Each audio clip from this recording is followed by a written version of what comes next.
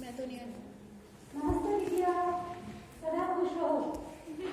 My self genuine doctor Alka Jain, faculty of homeopathic science, studying in the Department of Community Medicine. Today, I will discuss about the epidemiology of communicable diseases. First of all, we should know about the epidemiology word. What is epidemiology? The study of the distribution and determinants of a health-related event and application of this study to control of health problems. This definition is given by John Last in 1988. Another definition is that is a branch of medical science which treats epidemics. And this definition is given by Parkin in 1873. Epidemiology is the study of epidemics and their prevention. And this definition is given by the Fuller Act. Students, you know about the word epidemics. What is the meaning of epidemics? Epidemics means the outbreak of a disease with similar signs and symptoms in a particular geographic area. Now here we should know the meaning of some medical terms. The first one is the infections. What does it mean? Infections. The entry and development or multiplication of an infectious agent in a human or an animal with the response of the body to defend itself against that invader. An infection doesn't always cause illness. Here, this is a line which is very important. You must know what is the meaning of infections and what is the difference between infections and getting infections and after that developing of a disease. It is not necessary that every person who gets an infection will develop disease. And the practical example of that particular situation is in tuberculosis. In tuberculosis, almost many of the people get infected with tuberculous bacilli, but in all that people, disease will not develop. So here are several levels of infection. The first one is colonization. Example here is Salmonella aureus in skin and normal nasopharynx. The second term is subclinical or inapparent infections. And example is polio. The third one is latent infections like in herpes simplex. Manifest or clinical infections. So, when a person gets infected, these are the several outcomes. The first one is colonization, only colonization. The second one is the infections may develop in subclinical state or inapparent infections. Means the persons will not develop the signs and symptoms of that particular disease. The third situation is latent infections, and the classical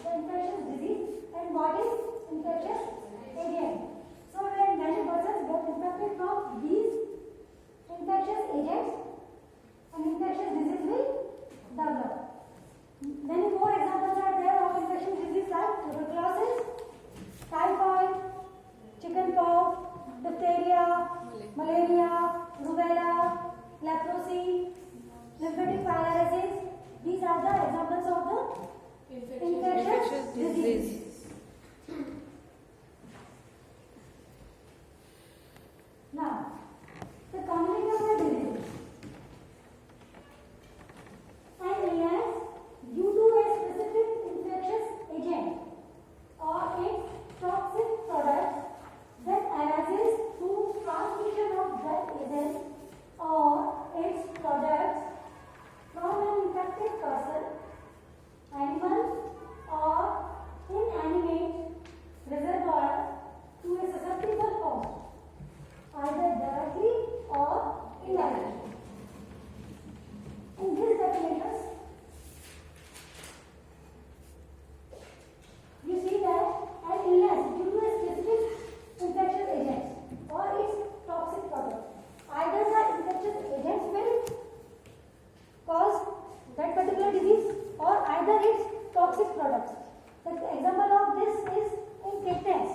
In tetanus, it is caused by the Clostridium tetani, but not due to the Clostridium tetani, but due to the toxin which is produced by the Clostridium tetani.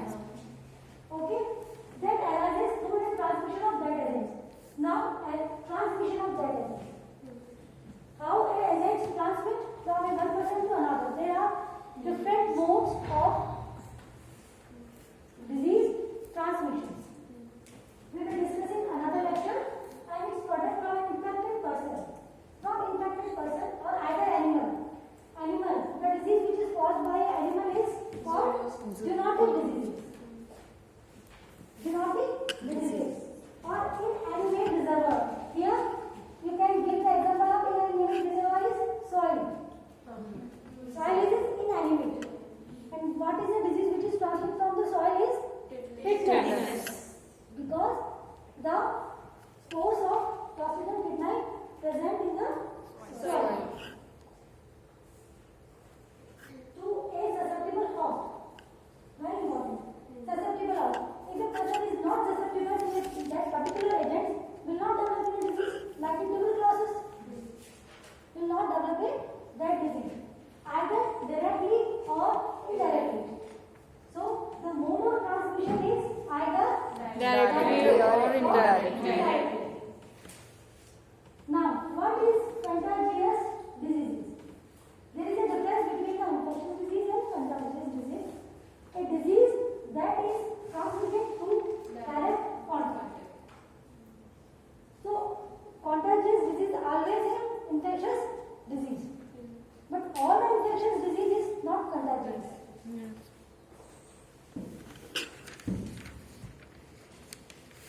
Now, reservoir. Any person, animal, arthropod, plant, soil, or substance in which an infectious agent normally lives and multiplies, on which it depends primarily for survival and where it reproduces itself in such manner that it can be transmitted to a susceptible host. So, reservoir is a person, either a person, animal, arthropod. Arthropod means the vectors, the mosquitoes, which transmit the disease like malaria, dengue, chikungunya, malaria. These are the vector-borne diseases. So, these vectors are also a reservoir of infections. Soil. Substances in which infections normally lives and multiplies. And it depends primarily for survival and where it reproduces itself in such manner that it can be transmitted to a susceptible host. So, from these reservoirs of infections, a disease is transmitted from one person to another. Now, the next term is host. A person or animal, including birds and arthropods, that afford subsistence or lodgement to an infectious agent under natural conditions.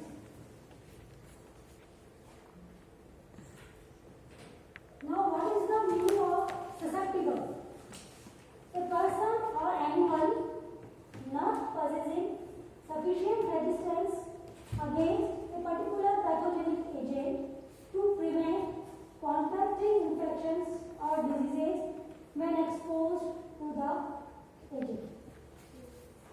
The term susceptible you have read many times in your organism.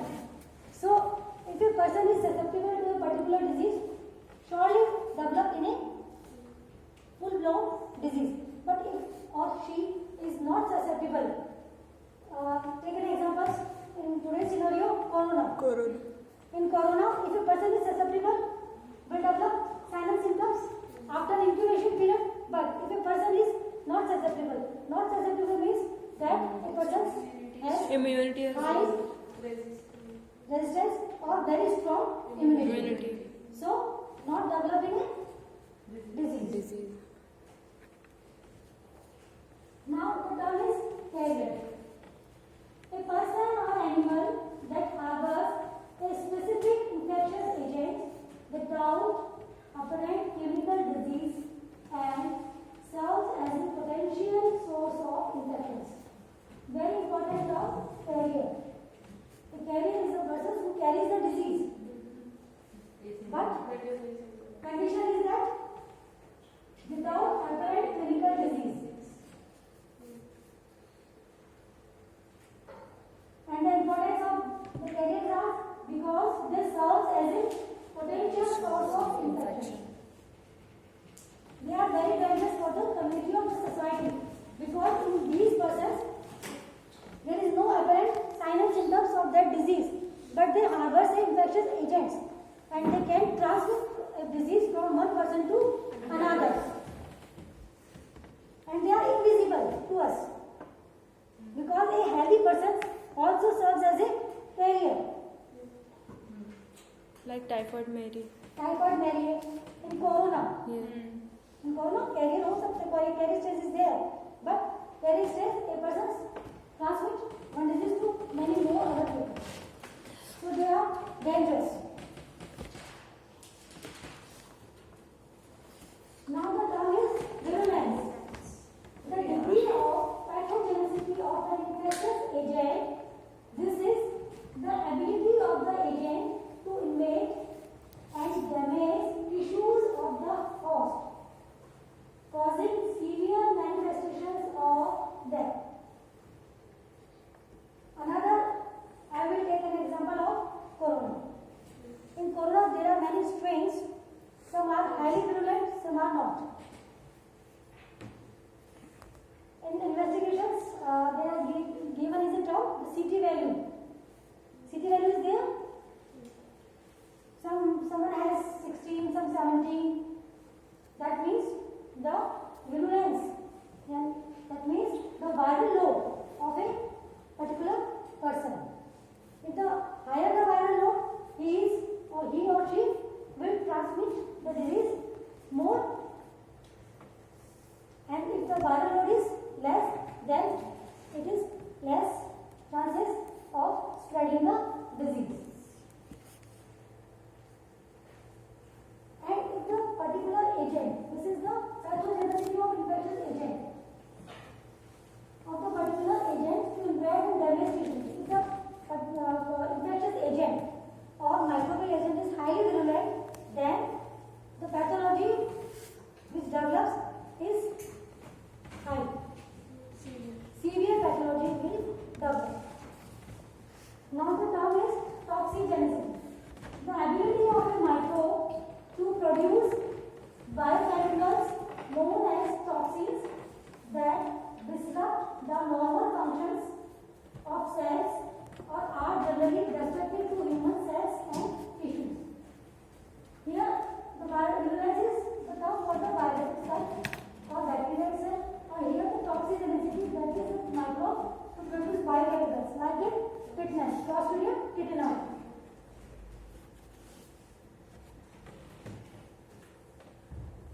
Now the terms endemic, epidemic, and Pandemic. Very well known terms.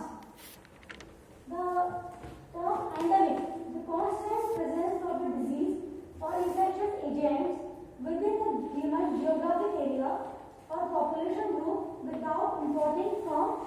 south side. The classical examples of endemic disease are typhoid, tuberculosis, malaria, the disease which is present throughout the year. The term epidemic, the unusual occurrence of a disease. As I have told before, the term epidemic, the unusual occurrence of a disease that is in excess of the expected in a community or a region. Examples of epidemic diseases are swine flu. Corona is a pandemic. Pandemic. Corona is a pandemic. Cholera. Pandemic is about the epidemic. First one is endemic, then epidemic, then pandemic. Epidemic means a sudden outburst of a disease in unusual occurrence. That is above expectation of number with similar signs and symptoms like dengue. Now the outbreak. The unusual occurrence of a disease in excess of the expected in a localized small area. So these are the similar words. This is epidemic or outbreak.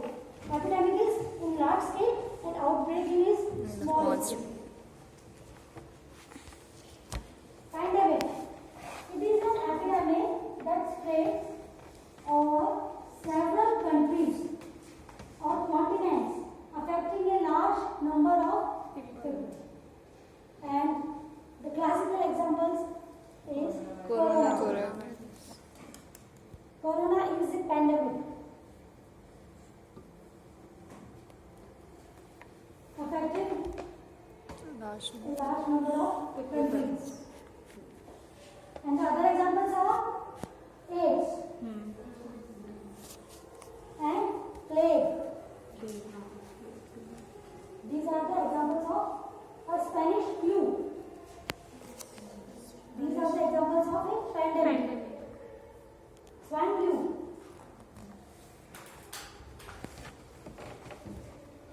Now the terms nosocomial infections.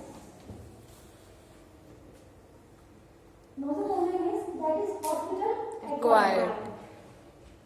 And it is an infection originating in a patient while in a hospital or another health care facility. The condition should be that it has to be a new disorder unrelated to the patient's primary condition. And here example is given that include infections of surgical wounds, hepatitis B and urinary tract infections. Suppose a person is admitted for a surgery, either hysterectomy or for the surgery of the appendicitis, and after a stage of staying in hospital for 2 or 3 days, the persons get infected from E. coli, UTI. So that UTI is nosocomial infections, which is not related to that particular situation for which he or she has admitted. So streptococcal infections are very common nosocomial infections. Streptococcal and staphylococcal infections are very common. E. coli infections are very common in hospitals.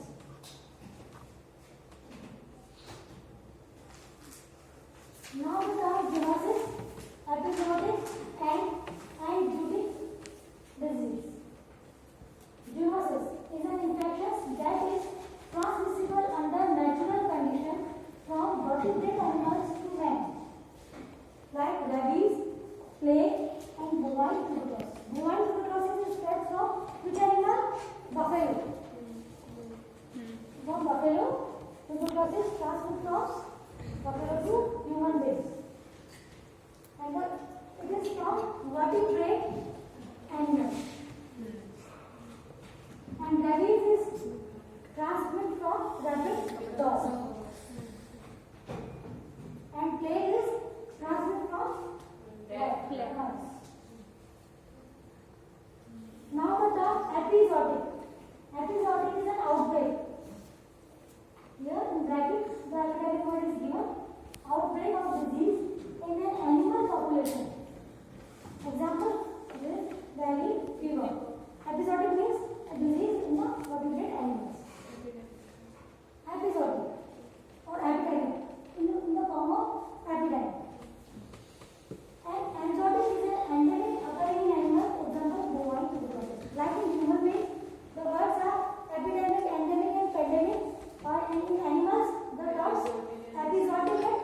attack.